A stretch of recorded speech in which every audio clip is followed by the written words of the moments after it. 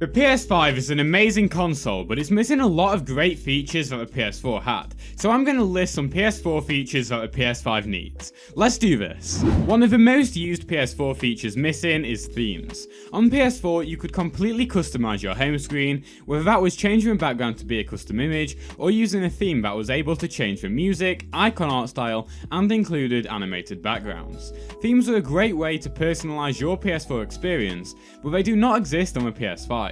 Instead, the PS5 works similarly to the PS3, where whatever game or app you hover over becomes a theme.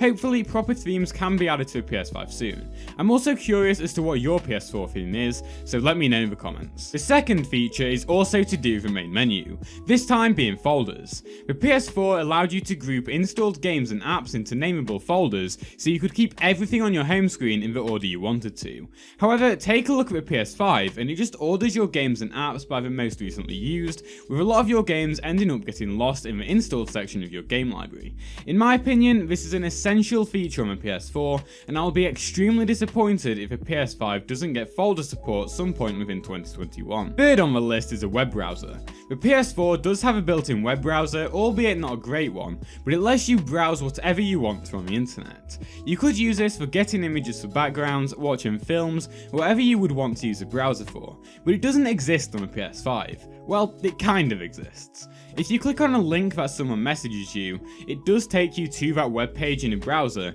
but you can't manually enter URLs. If you click onto a link for Google, it is also using a ridiculously old version. In system settings, there is even a dedicated section for a web browser, so I assume the browser just wasn't finished by the time the PS5 released, and it should be added in the future. The fourth feature is a smaller one for sure, but it was handy.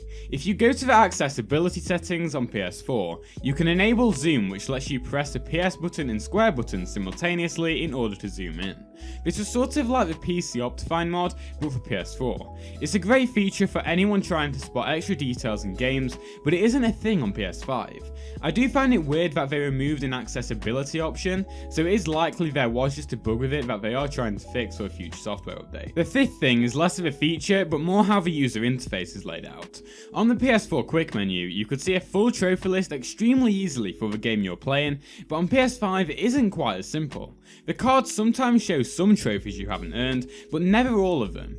To get to that list, you have to mess around going to your profile, then finding that game, and then you can sort by not earned. This is really handy for trophy hunters, so I hope something similar does get added to a PS5. If you want to see a complete PS4 versus PS5 comparison, then click the video on screen now.